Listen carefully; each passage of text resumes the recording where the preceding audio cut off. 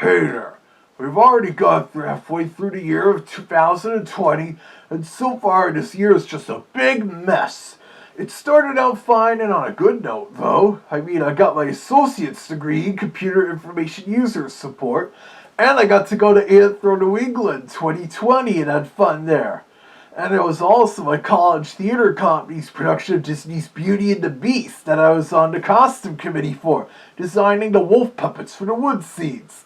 I'm glad those all happened before the coronavirus pandemic spread and shut down so many things.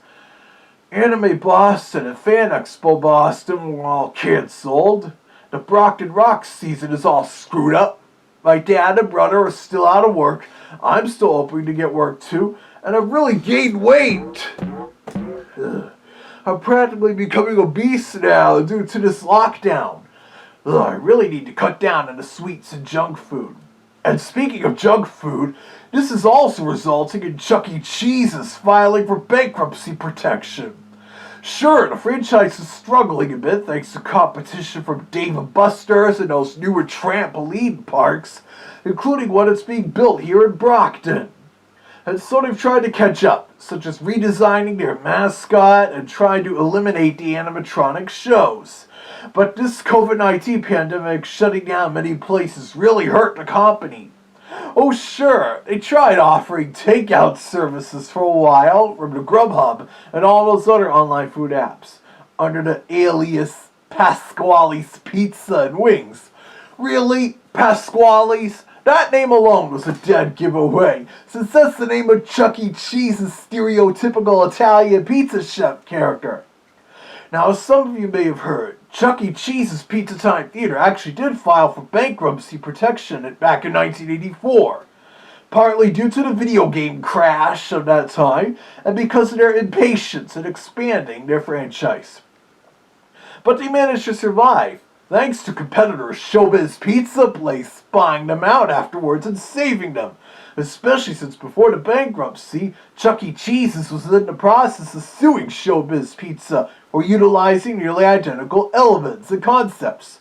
Even if Showbiz Pizza did have better looking animatronics courtesy of the Rockafire explosion, especially that Ralph DeWolf. But due to creative and licensing issues and creative engineering, the owner of the Rockafire explosion, this led to the Showbiz Pizza Time Corporation severing ties with the creative engineering and going with just the Chuck E. Cheese's brand and characters. Of course, I know there wasn't any Showbiz Pizzas in my area or anything like that back then. Since I was born in 1988, that would have been a little too late for me. But the Chuck E. Cheese's that used to be here in Brockton, that was built in 1992 or 1993, well after that concept unification finished.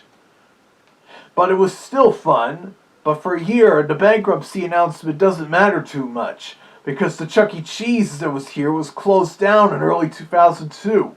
It's gone! They built a Best Buy on it! They're selling electronics on our memories.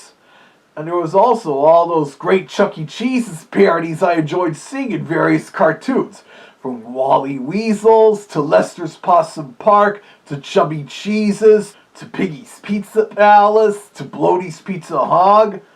Those spoofs won't be so relevant anymore with Chuck E. Cheese's dying. Same with Five Nights at Freddy's. Oh well, at least it's not a total loss. At least I got to hang out with Chucky again at this year's Anthro, New England. It's actually a fellow furry I hit it off with there, Taylor the Wolf, who's also into the Chuck E. Cheese's and Showbiz Pizza stuff. And she has an actual Chuck E. Cheese walk-around costume from the 90s, which she got when the franchise redesigned Chucky for the second time in the company's history, going with that rock star look. But if you think that's jarring, look at Chuck E. Cheese's in the 1970s and 80s when he was pretty much a rat instead of the mouse he became in the early 1990s. And speaking of the 90s, as I already mentioned, Anthro New England's theme next year is going to be the 1990s. And so Taylor and I are excited about that for sure. This year's con's theme, the Roaring Twenties, was fun and all. But of course, having grown up in the 1990s, this will be even more fun. I just hope it will still happen next February with this darn virus affecting everything.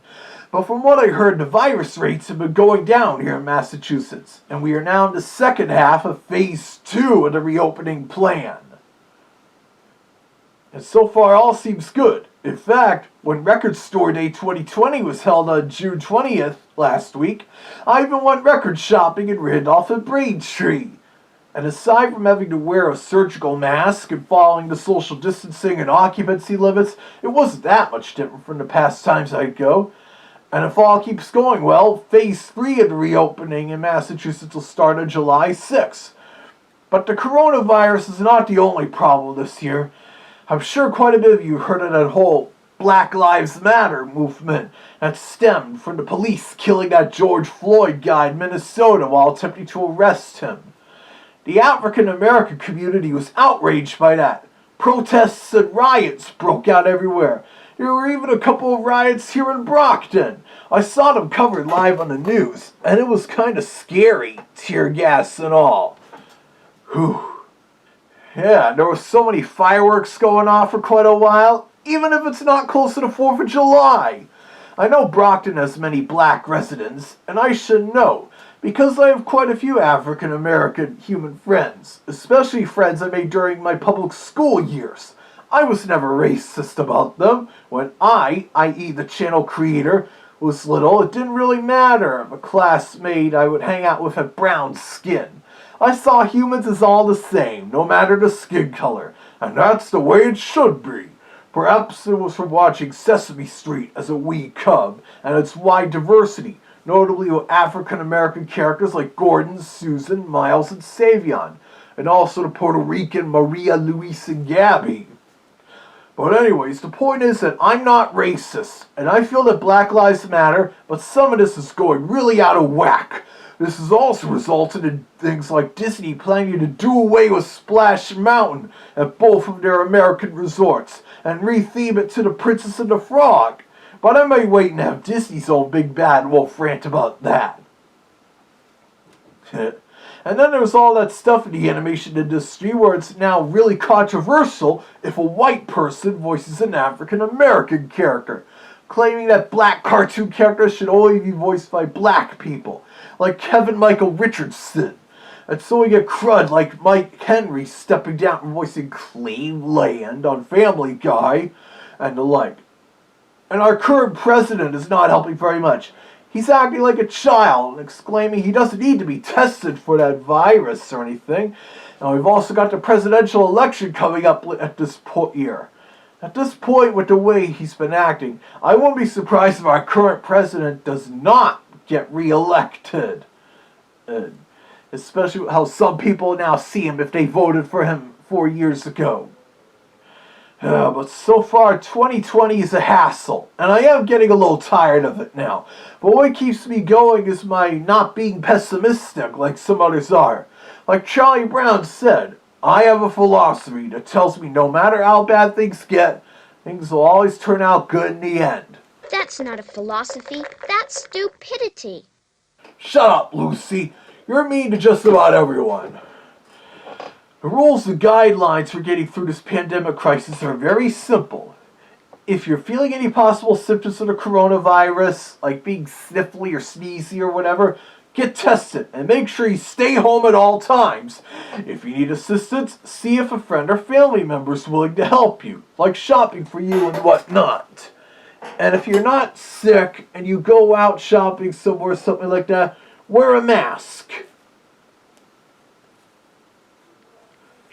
Something like this.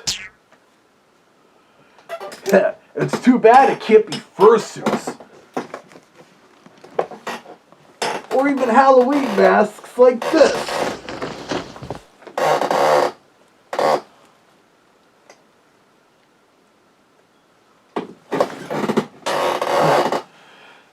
Yeah, I hope this all settles down before Halloween comes in 4 months. But I guess one good thing coming out of all this is my increased video production. Both on my main channel here, and also on my backup channel for more copyright risky content, Wiley Vision 13, which you can access via a link on my main channel page. But I guess that's enough ranting and such for now. But keep watching this YouTube channel as I'm working on yet another YouTube poop that kinda relates to the pandemic. And you may see a vlog from another one of my cartoon pals or two.